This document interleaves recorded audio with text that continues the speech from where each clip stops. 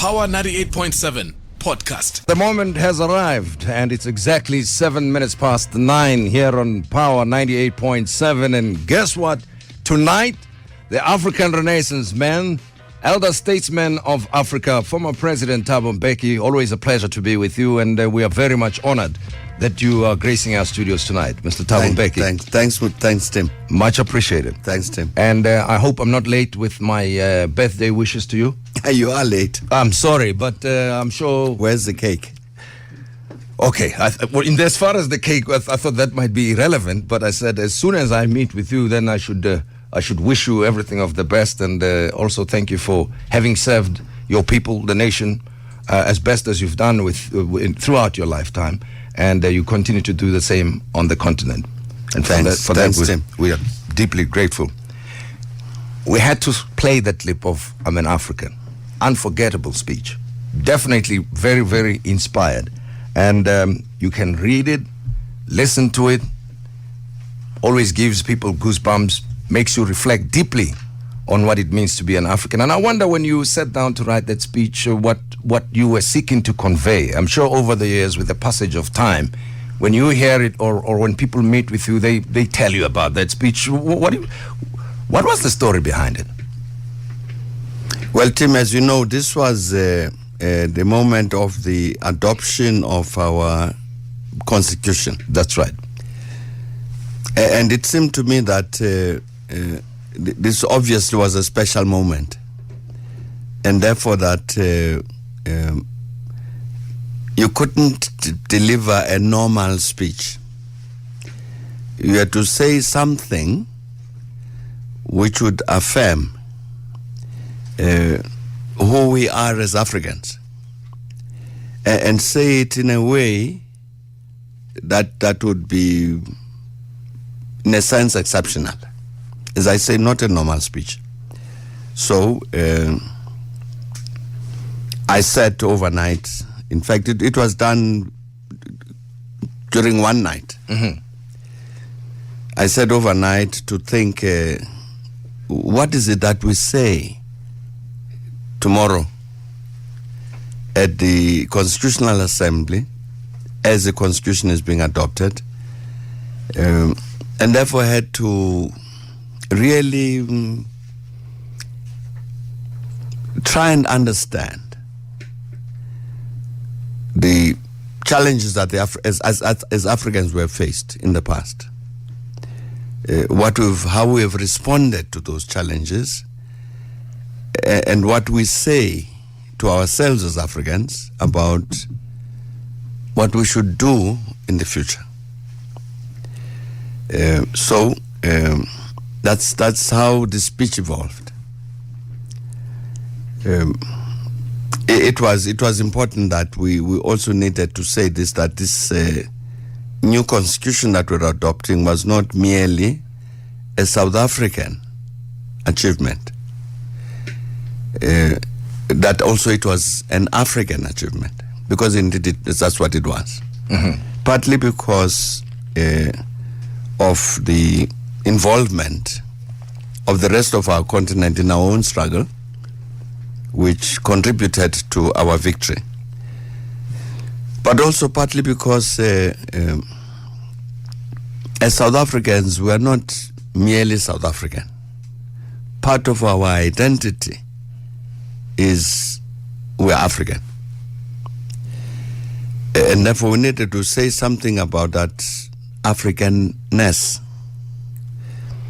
And I think that what the South African Constitution says in all its elements is it gives a very clear roadmap about what we should do as a country, but I think also what we need to do as a continent, so that at the end of it all, as Africans, we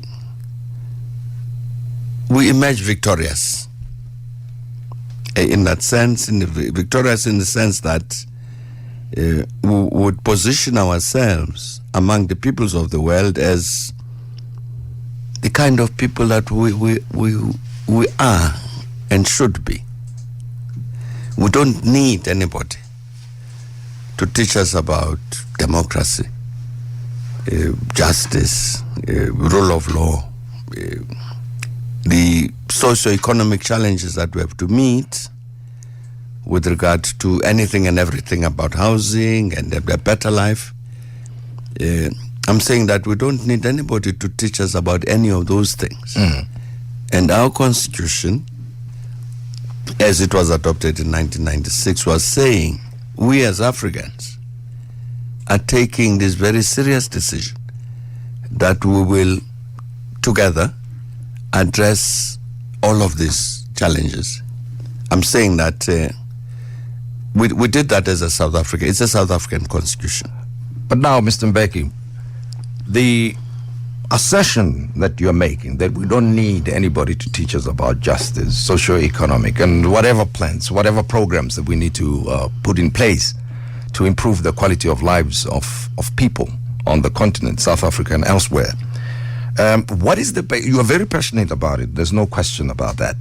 To the extent that you declared the 21st century the African century. What is the basis of your confidence? Because I'm sure you've had a fair number of detractors, people who say, Thabo Mbeki is dreaming if he thinks Africa will get where he thinks it should get to. Sure, I mean, we have to dream. Tim, we have to dream. If you don't dream about a better future, you won't get there to that better future. And that is true. But, I move around the continent quite a bit. Yesterday I was in Zambia. A week before I was in Nigeria, and 2 weeks before that I was in Liberia, and so on. And the sentiment I hear from the African people across the continent, the sentiment I hear is that the Africans are saying, we know very well what went wrong in the past. We know very well the wrong things that we did. We've learned lessons from that. And what we've learned is that we can't continue to do wrong things. So we have to address the challenges that we have and get right results. The sentiment on the continent is very, very strongly in favor of exactly these objectives which are spelled out in our constitution. I'm sure about this. It may very well be that some among our leaders on the continent don't quite agree with this. If I may come in there, I was just about to ask you this question, that it may be the case that ordinary Africans share your sentiments and do have those aspirations, have the dream that indeed the 21st century should be an African century. But the evidence on many occasions that they see of the leadership that obtains, that exists, and they've lived under over time, seems not to be up to the task. What's your view? Sure. I mean, I agree that in many instances we have to be confronting every day lots and lots of problems and challenges on the continent. And behavior by some of our leaders on our continent, which is not good. And that is true. But what I'm saying is, despite all of that, what I hear from ordinary Africans everywhere, and I'm talking really about ordinary Africans, I go to arrive at an airport, go to a restaurant, or go to a hotel, get into some car provided by government. What the ordinary Africans are saying is that we the Africans, this is the future that we want. Which also means, therefore, it's also a commitment that in terms of the leadership that we have, we the Africans will act in such a manner that in the end, we produce the kind of leaders that we need. So, yes, it is quite true. What you are saying is quite correct. That in many instances, our leadership is not acting in a way that is, on the continent, is consistent with the objectives that we seek to achieve. But I'm saying that at the same time, what the ordinary Africans are saying is that yes, indeed, we might indeed today or tomorrow have this kind of leadership with which we're not happy. But it doesn't end, matter doesn't end there with a complaint, a grievance, and so on. We undertake that we will then act to help to produce the kind of leadership that the continent needs. But now, the continent has suffered under the dynamics of geopolitics, the Cold War, the two superpowered situation, then the one power situation, the emerging Chinese power now, and the fact that, as your brother Mwelezi likes to talk about, extractive economies, that, you know, everybody from around the world is always interested in Africa for purposes of extracting whatever exists, the minerals that exist. And it looks like up to this point it is there for the taking, for whoever wants to come and take. Sure. So shouldn't there be a united African approach to how you engage the world, whether you engage in China or you engage in EU, you engage in United States and so on? Everybody on the continent, Tim, would agree with you that we need a united African response with regard to Africa's relations with the rest of the world, whether it's got to do with minerals or whatever else. And indeed, there have been very concrete steps that have been taken in that regard. If you take, for instance, the issue of the relations between Africa and China, there's a specific agreement between Africa and China about how the relations between Africa and China should be constructed. We attended a meeting in Beijing a few years back,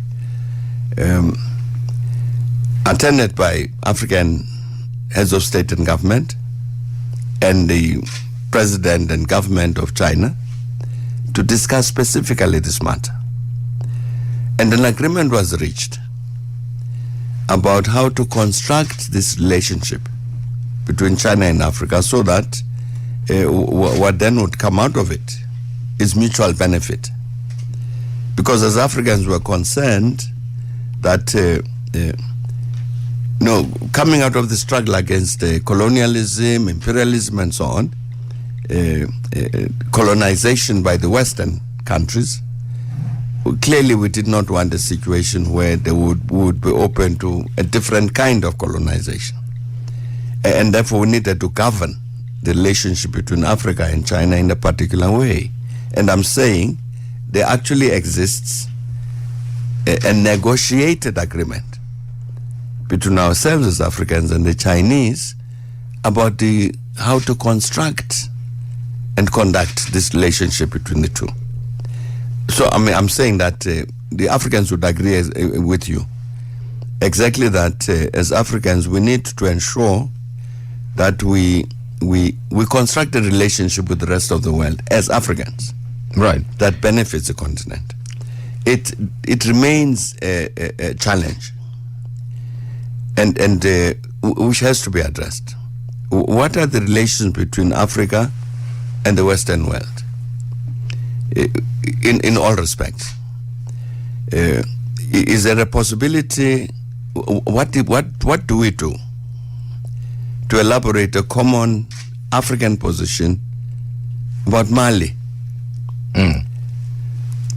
And say to the rest of the world, we as Africans, this is what we think about Mali today and Mali tomorrow.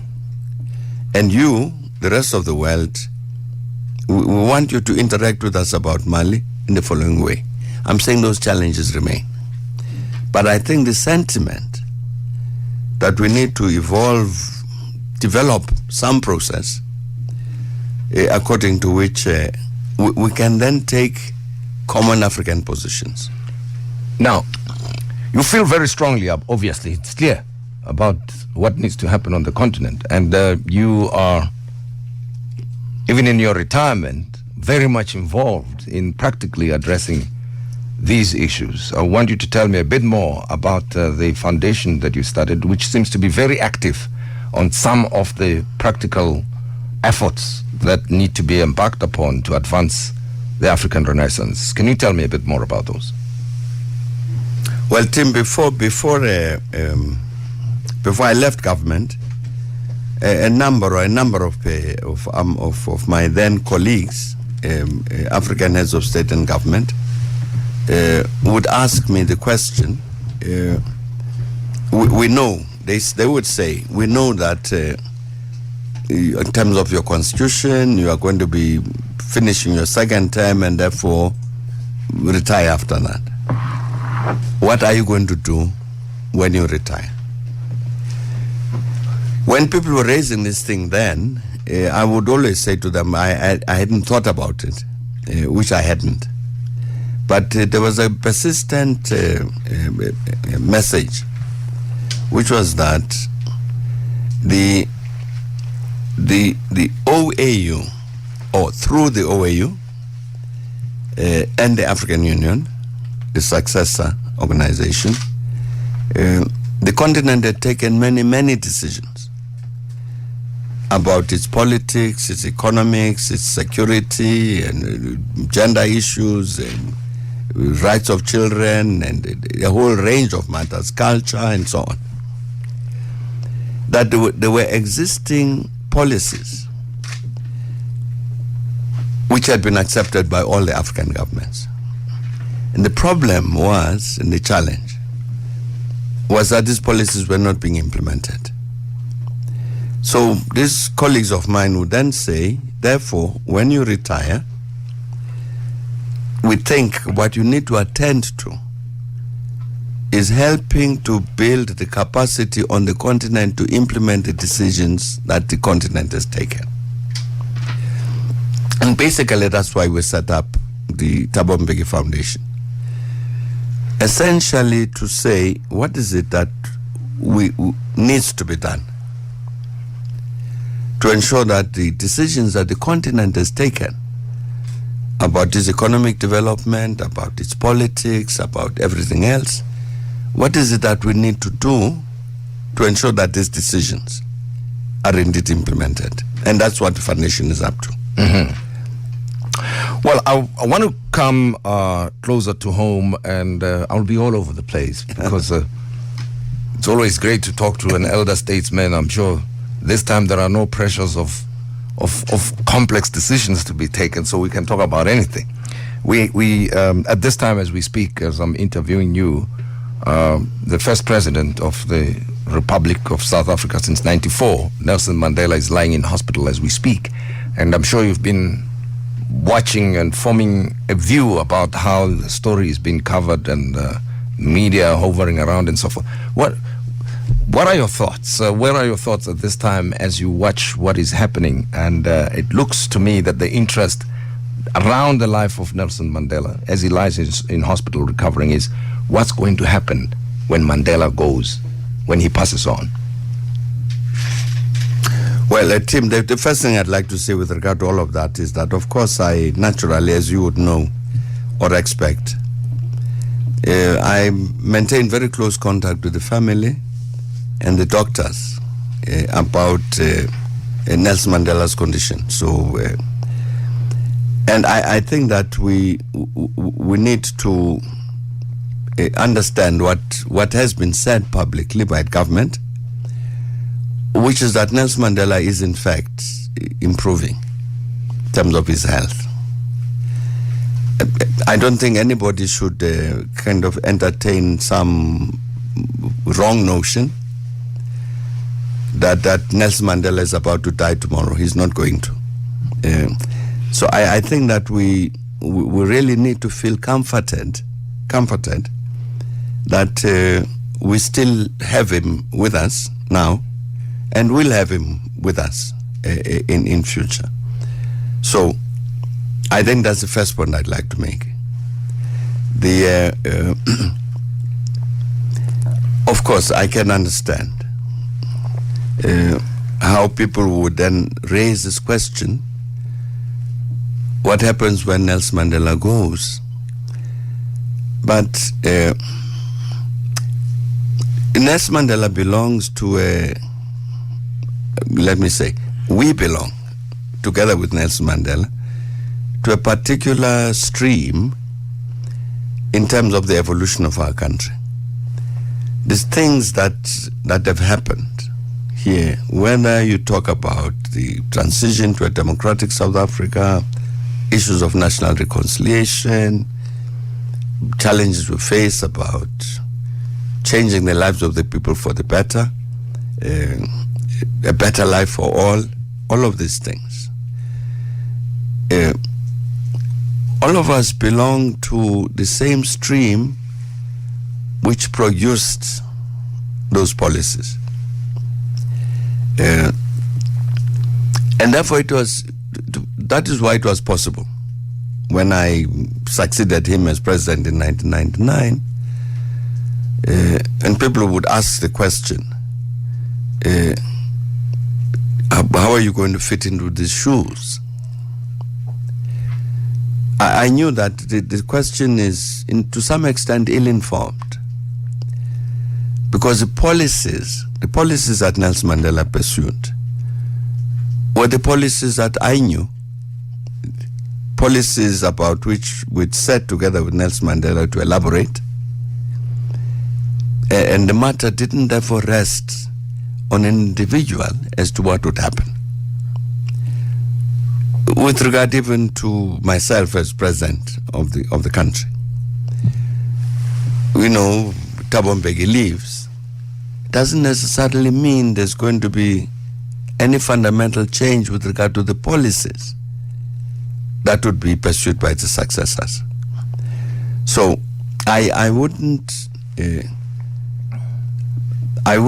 really give myself the problem of worrying that there will be any radical change in terms of the direction in which the country is going simply because Nelson Mandela would have gone. But now, something that you spoke about a lot in the past, even when you were president, in on different public platforms, you used to talk, and I'm sure you still hold the view that the center must hold unity, and then there must be a place from which direction is forged, emerges. When you look at South Africa today, and you listen to the different arguments and media and parliament and so forth, what do you see, and how do you feel about the developments that you see in the country? Tim, I have insisted on this for many years now. Yes. That I really don't want to insert myself into current partisan politics of the country. Yes, and I respect that. Sure. But I want to take you back to something you said some years ago, which sparked a serious public debate in this country when you said South Africa was a country of two nations. That is your statement. Sure. That you can speak to, I'm sure. Of course I can. Right. Now, when you sit here and you look at South Africa today, would you repeat that kind of speech? Of course I would. Yeah. In what context? Would it still be informed by the same factors? Tim, let me go back to the earlier question that you posed. Right. About the center must hold. I really do think that for us as a people, as South Africans, all of us need to take on board the objectives that are spelled out in our constitution. That's a national constitution. It's not party political. So as South Africans, we must say, the constitution says we must build a non-racial South Africa. What does that mean? What are the practical things that you need to do to build a non-racial South Africa? It says we must have a non-sexist South Africa. What does that mean? The emancipation of women. And the practical steps, what practical steps do you take? It talks about building a society, a prosperous society, basically. What do we do together as South Africans? So I'm saying there is in fact a center. There's in fact a center in terms of policy and objectives and outcomes. There is a center which in fact is defined in our constitution.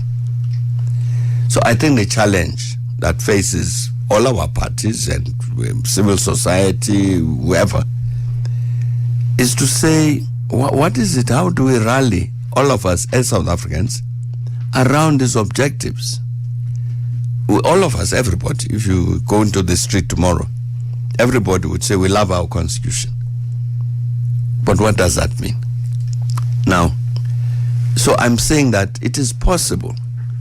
It is possible for South Africans to act together and have that common center which must hold based on the objectives that are spelled out in our constitution.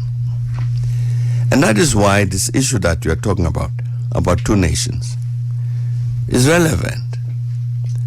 Because I raised the issue because in reality, in terms of the actuality of South African society, I was saying,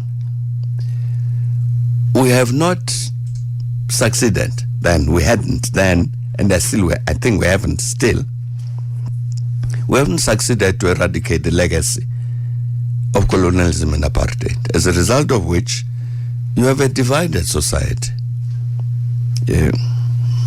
South Africa remains divided in terms of race and color, in terms of distribution of wealth and income, in terms of distribution of opportunities.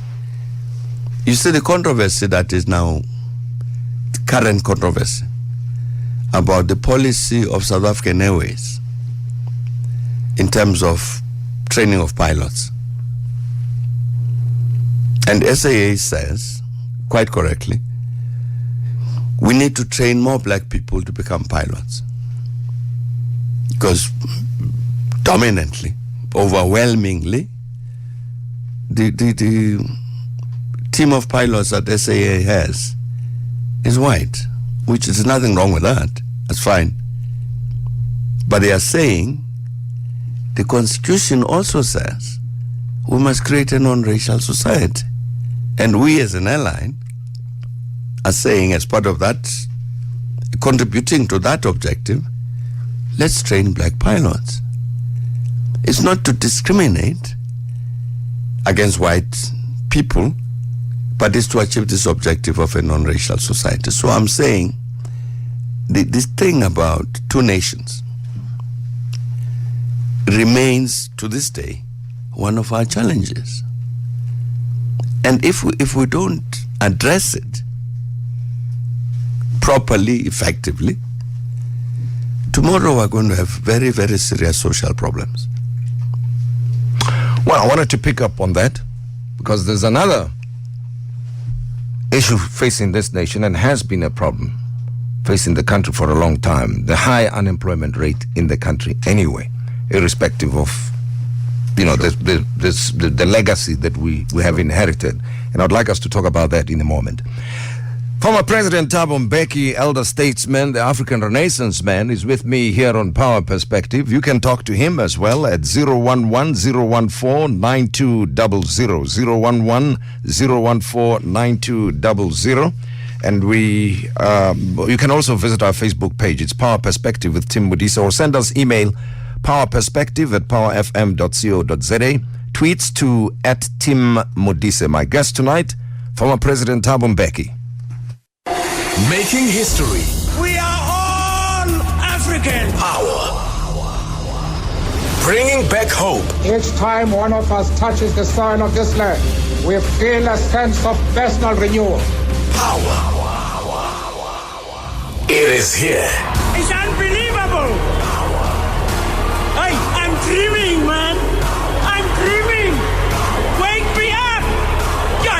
Here, Power 98.7. Now we are talking. Tackling the challenges of our time, one conversation at a time. Power 98.7. Now we are talking.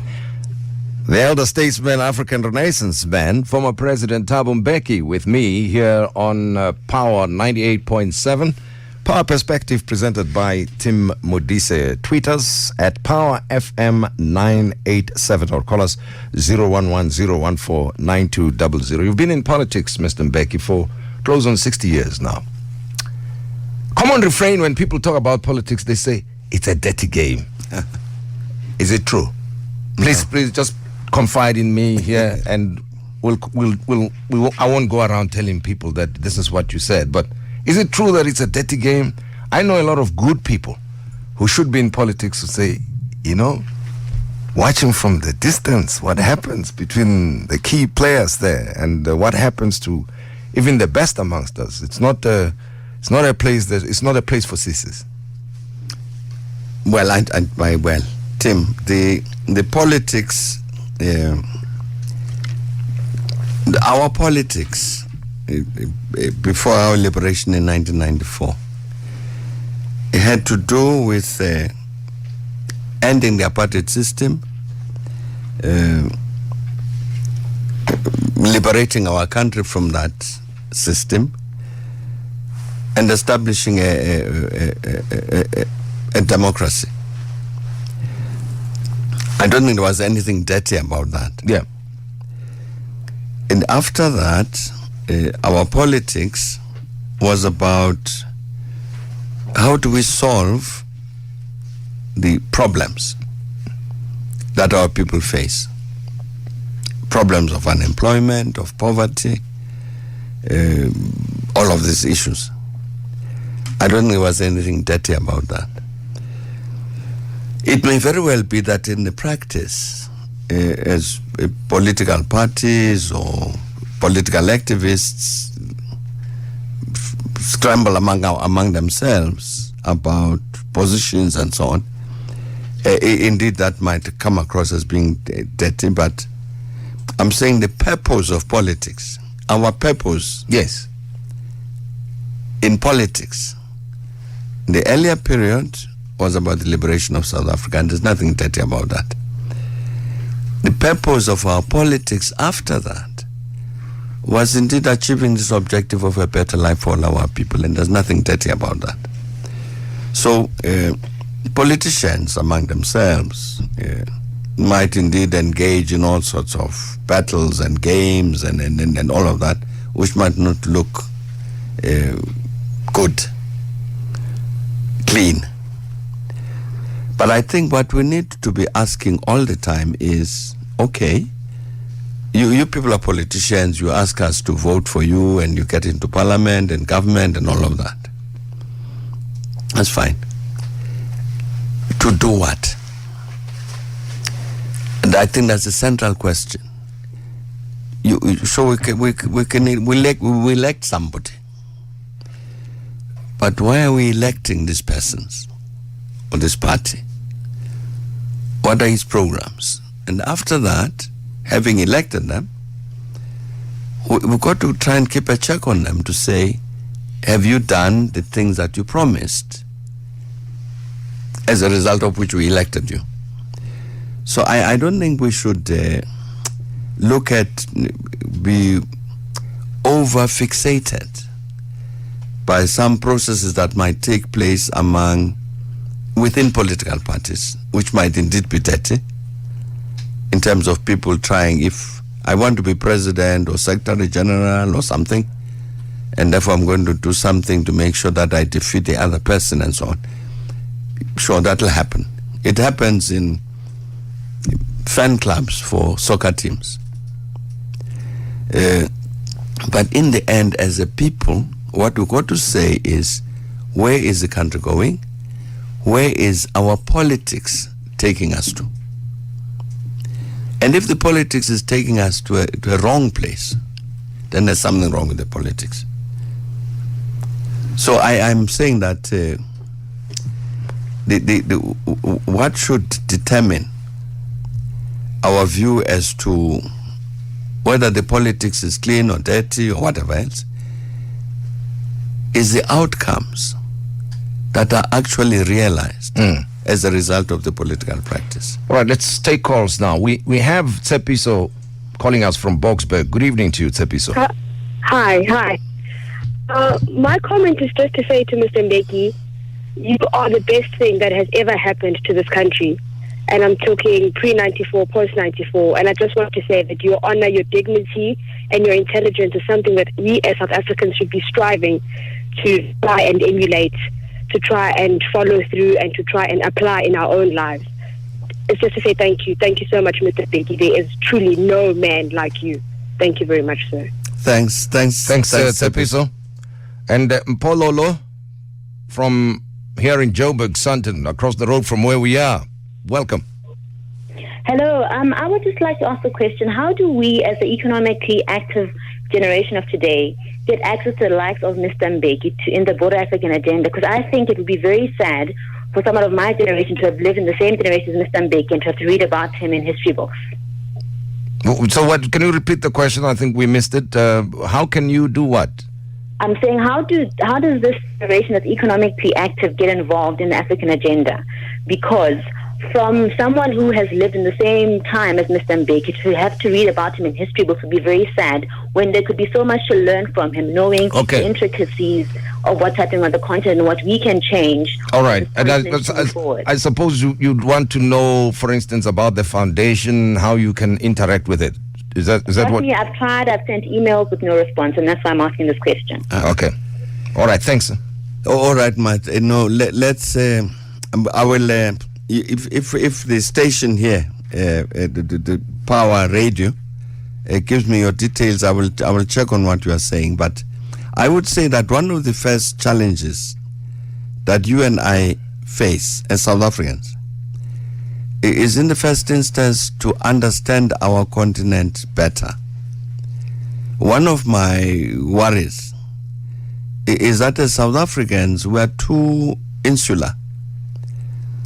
We don't understand the rest of the continent as well as we should.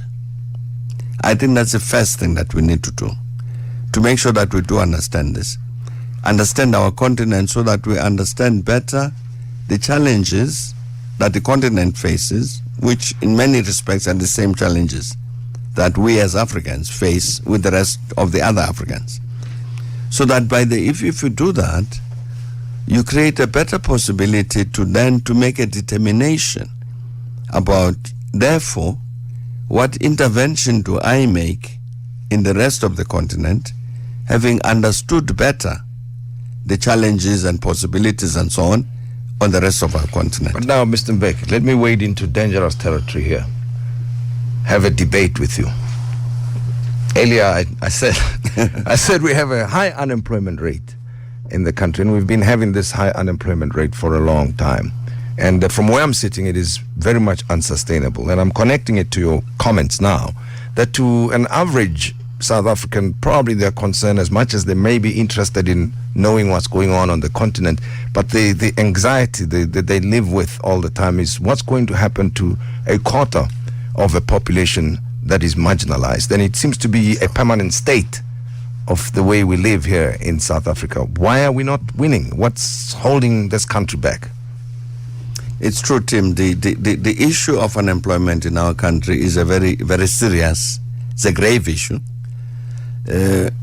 which indeed can derail, if we don't address this matter properly, successfully, it can derail all sorts of things. Yes. Now, with regard to this issue, one of the, when we talk about the legacy of colonialism and apartheid, this is one of the legacies. You will know this, that forever, the white colonial system in this country, apartheid and so on, based itself on cheap black labor. Even the job reservation policies, reserving particular jobs for white workers, was based on this notion that the majority of the people must remain unskilled to supply cheap labor. So comes 1994, that's what we inherit.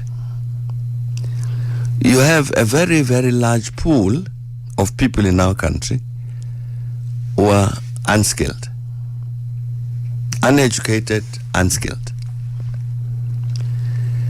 And so you might very well find, which I know would be true, that if, for instance, if you go into the IT sector, in terms of our economy, there's a big demand. There are many job opportunities in the IT sector, but no people trained to fill those jobs. So the matter about skills training, the development of a workforce which has the skills which the modern economy and modern society needs, becomes a critical challenge. And I think that since 1994, we have not succeeded to address this matter properly. Why? The programs that have been put in place, the programs that have been put in about skills development, have not worked as well as we thought they would. It's important, I agree with you when you ask the question why, to look at the question as to what is it that went wrong. I'll tell you one example, for instance. You see, the technical colleges, the government, our government here, it took the decision correctly, in my view, that the technical colleges must be managed and handled and financed and so on from central government. But for a long time, those colleges were part of the provincial mandates. So, what the provincial governments used to do would be that when they look at their budget allocations with regard to education, they would, as you would expect, favor primary and secondary education. And the technical colleges would come last. So I visited a number of these colleges, and you would see that they are underfunded, under-equipped, and the means they have. You go to somebody who's training as an electrical technician, you find that the equipment on which they're being trained is 15 years out of date.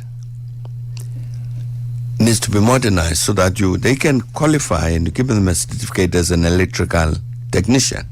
But when they get into the workplace, they find that they are unemployable. So I'm saying there are many, many things that you would find.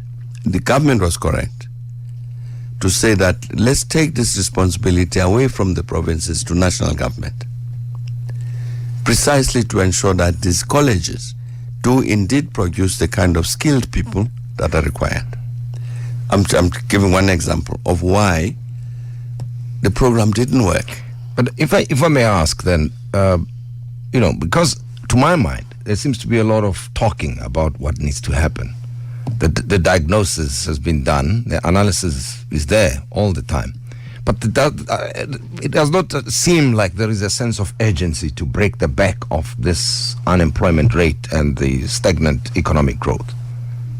Well, or am I very simplistic in my thinking on expectation? I'm not sure that nothing is being done. I would necessarily agree with that. But it may be that the things that are being done or have been done in the past and are being done now may very well be inadequate. I'm talking specifically about the matter about skills development. But I think it stands at the heart and the center of what we need to do with regard to addressing this challenge of unemployment. We have many, many people in the country who truly are unemployed, but are in reality unemployable because they don't have the skills that are required. The matter about the rate of the growth, economic growth, and so on, or of the economy and so on, of course, is a different matter. But on this issue of true, you need an economy that is growing in order to absorb people who are unemployed. But then you need people who've got the necessary skills to be able to be absorbed into that growing economy. And fair point. But we do have graduates and skilled people who are without jobs as we speak. But what are they graduating in? Is that okay? I want to involve our listeners here because I'm focusing on one issue for an extended time. Let me talk to Ike from Soweto. Welcome, Ike. Are you there with us, Ike? Yeah. Hello, how are you? How are you, Tim? I'm good. Welcome. I'd like to greet the president, but you spoke about unemployment. I think that the problem started with the structural adjustment of the IMF and World Bank, and the president was aware of that, and he was part of that. And that's where the tender and brokering system started, the BEE system started. That's where the colleges started to close down because we needed to cut our public funding. And one more question I'd love to ask to the president is that the African positioning, the peer review, it was always according to EU standard. The African Renaissance tweaked in Europe. The NEPAD always chasing G8 countries, where we should be first world because we've got minerals. The West has piece of paper in a promissory note. Why is that so that we failed to achieve? Instead, we became beggars of the G8 countries, which is unfortunate. That's why I'm saying in the 94 CODESA, it was a betrayal of the position because we started acceding to the Western powers dictating to us that we need to have certain policies. That's why I'm not surprised that the colleges were closed down. And unfortunately, the president was there. So for me, in my view, he failed on all economic policies, be it Asgisa, which was GIA and all that. You have made the point, and we understand the question, Ike. Thank you very much. Mr. Mbeki. No, when as South Africans we got together through CODESA and all that to decide our future, this was a South African initiative quite deliberately. Before that, in fact, in 1989, the ANC had taken certain steps to ensure that we knew then that inevitably we would end up in a process of negotiations, but that process needed to be owned by South Africans. So it may very well be that what came out of that process might be wrong or faulty or whatever, but I don't think we can blame it on other people. It was our own product. It had nothing to do with the IMF or World Bank. Now, even when we got into government, the caller who should know this, that this is specifically one of the things that our government resisted, that we will not take any loans from the World Bank or the IMF or anything, precisely to ensure that we maintain our sovereign right to determine our future. And that we can check this, the government never ever had any relationship with the IMF or the World Bank, as a consequence of which the policies that we would implement would have been dictated by any of those bodies. And that's factual, that's the truth. I'm not saying that the things that we did were necessarily all of them correct, but I think it is wrong to claim that any of them, those policies, wrong or right or whatever they might have been, were a consequence of dictation by bodies like the IMF and the World Bank.